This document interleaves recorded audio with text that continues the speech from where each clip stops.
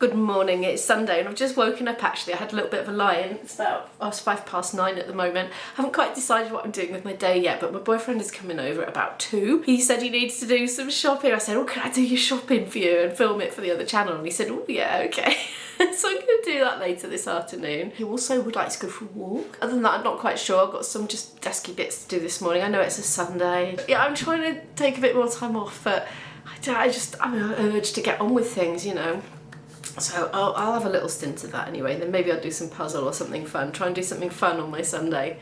Right now I'm going to get some coffee on, do some language learning for 15 minutes or so, which I always do at the start of every day, and then just crack on with my desky bits for a bit. I think I'll work at my desk this morning, downstairs, desk, table. There's actually not a puzzle on it because I rolled it up last night and I haven't started the next one. I was going to do it this morning, but I just want to crack on. I had an extended Duolingo spree this morning, spent a bit longer than usual because I was just luxuriating in it too much and enjoying it. I'm still not dressed. I'm just going to get my vlog up for tomorrow night and then I'll go and have a bath and then do the next stuff. Right, that is done. Just been having a bit of a yawn and a stretch. All finished. Right, I'm going to go and have a bath and hair wash and get myself dressed. I'm bathed and dressed and I'm doing my dishwasher. It's fluty time now. I'm going to try and get an hour of practicing before my lunch.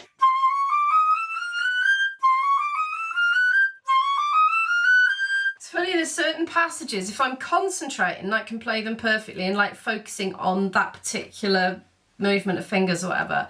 As soon as my mind drifts off and I just start enjoying the music, I default back to old messy habits again.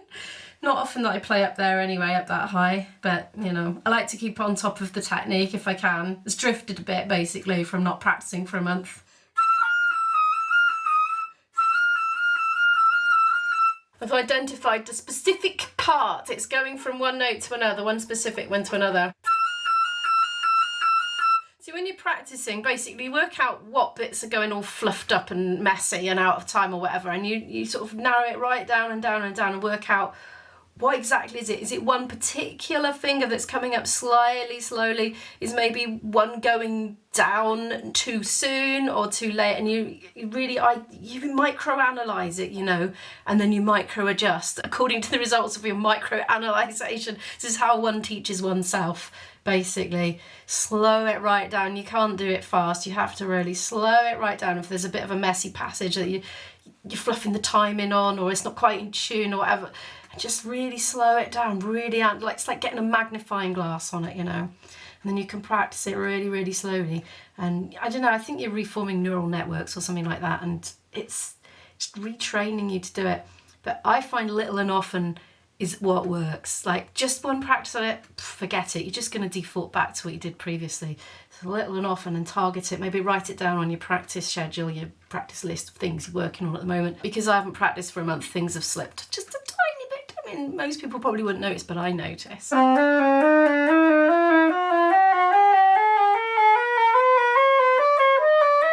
I still can't seem to read the really, really high notes. I have to put the note names in still after all these years. I've been playing for 40 years, that's a long time, and I just can't count the lines at a glance. I'm half an hour into my practice now. I've been doing technique, scales, exercises, all that sort of stuff. Now I'm going to move back onto my little project to play through this Welsh tunes book and just flag up the ones I like, ready to learn them, to play in sessions with other people, which will be lovely. It's always nice when there's like an outlet at the end, which involves doing social stuff with other people. I find that a good motivator for learning stuff. It's funny when I've got days like this because I'm spending a lot of time doing this sort of stuff, which I do a lot of anyway. And I know from a vlogging point of view, it's like I'm doing a lot of the same sort of stuff, but that's what we do in life. We've all got repetitious elements to our jobs, even if we love our jobs and it's our dream jobs. It's generally, I don't know anybody who doesn't have repetitious elements. Anyway, I am cracking on with the repetitious element right now. I just ran up to get my iPad. I've been putting all these tune names in my Notion in the music category. I've got music and bands, and in the bands I've just got Welsh repertoire. Anyway, look, it's quite a long list already. I like that it's a tick list because you can tick it off when you've kind of tackled it, you know. Oh, the state of this desk. I don't know if I need to tidy up, but that's for another day.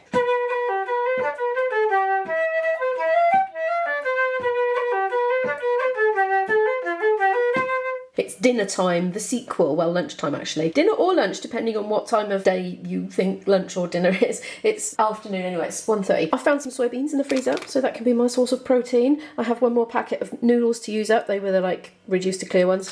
Got the reduced SAMPHIRE to use up, so I'm going to chuck some of that in. Bit of pepper left over from my salad the other day, bit of green pepper, and the reduced to clear broccoli. So let's cook this up. Given the success by the parboiled broccoli yesterday, I'm going to do that again. Garlic's gone a bit funny. It's so old because I bought it before I went to Portugal. It's been here a month. It's like got new garlics inside the old garlic cloves. It's very bizarre. I'm trying to get into the habit of getting my oil butter. I said this in yesterday's video, but I do think it makes it taste better. The problem is, the spits everywhere all over your kitchen. I've just been Googling about this SAMPHIRE, saying why is it so salty? Well, I haven't got a very clear answer. Apparently it's to do with what it's made of. Well, we know that. It does say it's a very rich source of calcium, but also because it is so high in sodium, if you're somebody that shouldn't, sorry, found the lens, if you're somebody that shouldn't be having a lot of sodium, avoid it. Apparently it does grow along the coast naturally here in the UK, but apparently it's also easy to grow yourself at home, and there's instructions to do so online should you choose to Google it, and allotments and all sorts of things. I want to start growing my seeds soon. I bought a load of seeds from Wilko, if any of you remember, as it was closing down. You know, there was like big discounted sales, they were trying to get rid of their stock. Well, I bought quite a lot of seeds and I couldn't use them at the time because a lot of them you had to wait till the spring to start sowing them, so I'm going to start doing that soon. I still managed to burn the garlic. Oh, that's up too hot, isn't it? Let's turn that down a bit. BBC Good Food. Oh, I'll just take me varifocals up there. The BBC Good Food Guide has something to say about SAMPHIRE. Like, what's going on with the BBC? I thought it was supposed to be advertising free. I pay a TV licence and there's just pop-up ads coming on this website, unless it's some kind of clone. It says, although there are two types of SAMPHIRE, marsh and rock, only marsh SAMPHIRE is widely available fresh. Marsh SAMPHIRE, which we have in our food at the moment, is a succulent halophyte, or is it halophyte? A plant that grows in salt water with vibrant green fleshy stalks and finger-like leaves. Oh, I said that the other day, didn't I? I said it was like a hand. It has a distinctively crisp and salty flavour. You ain't kidding, it definitely does. It says it doesn't keep for very long, so when you buy it you need it. Wrap it tightly and refrigerate for not longer than a few days if bought loose. Oh, it is at the height of its season from May to August. Find it on fish counters in supermarkets and in fish shops. It says it can be used raw in salad if it's rinsed well, but because it tends to be very salty, it's more often cooked, either briefly fried in butter, oh that sounds nice, for a couple of minutes in simmering water, or in a steamer for a few minutes. Whatever you do, don't add any more salt to the water. Yeah, okay. SAMPHIRE has such distinctive texture and taste that it doesn't need any more flavours adding to it. Instead, think of it as a flavour to add to dishes. You can also use it as an interesting drinks garnish for a gin and tonic. Oh, I've got some gin and tonic in there. I've had the bottle of gin for about 2 years. I had it at Christmas before last. There's still some left. I prefer beer, you see. I am going to make this a bit more different than yesterday's. Yesterday's was full of mushrooms, but I have no more fresh mushrooms in the house. But I'm going to add a bit of passata once the noodles are cooked through, and maybe an oxo cube, actually, like a veggie one for me. We'll just see if you were attempting something like this. Done that for you as a veggie one. It's just I don't eat meat. Well, apart from by accident, on when I eat 2 whole chicken Brazilian snacks that were stored in the fish section. It's supposed to be prawns, it was, according to the label on the shelf. Oh well. I've kind of got into passata since being in Portugal because I spotted it was a bit more economical out there to buy in bottles, and I thought, how nice to just have it in the fridge and then just tip a bit in for a bit of different flavour, you know.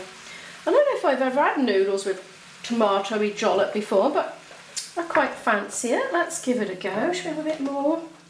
Yeah, it all uses the whole thing up. Crunch up the powder inside the thing. This is my hack. My friend Richard taught me this in the 90s and I've done it ever since. I don't think it works with the meat ones because they're a different sort of consistency. It does work with the powdery veggie ones. I think this might be slightly old. I think when they're more fresh, they are more powdery. You don't end up getting it all over your fingers. You know what it's like when you're trying to crumble an oxo cube into a steamy dish of food? The condensation goes on your fingers and then all the little granules stick to it, and then you try and lick it off and then it's a bit over the top salty. But that is relatively crumb free there. I don't need to lick those fingers. It's come out really well. I've just had a taste. That passata was such a good idea. I'm so glad I did that. I'm going to thoroughly enjoy this now. I'm going to head out now and film something for my other channel. IB and I are out for a walk now. Done my shopping vlog, so that'll be up at some point. And yeah, spring is springing. Water is trickling. It's actually not raining, which is a bonus. There you go. Evidence, second day running. We can smell smoke, like house fire smoke, as in, not as in the house is on fire, but you know, wood smoke or coal smoke or something. Don't know where it's coming from. It's definitely in the air though. We spotted it in the distance. This camera won't zoom, it's very distant. Obviously it would start to rain, wouldn't it? Got an umbrella that my Timpson's umbrella is holding up very well. It was nearly 10 quid, but I tell you what, it's very good. It's my favourite umbrella I've ever had. We're back from our walk and I'm pleased to see that the polystyrene tub is now a cardboard one. Yeah, we've got loads of chips. Loads. Way too many, to be honest. But we're going to tuck into those now. Oh, bless you. That was mayo, by the way. I thought I'd try this lovely, entertaining bit of family entertainment, this puzzle from hell that Izzy's friend has given me. It's supposed to look like that, basically. He's taking the puzzle very seriously. I would say is optimising the fun out of doing the puzzle. I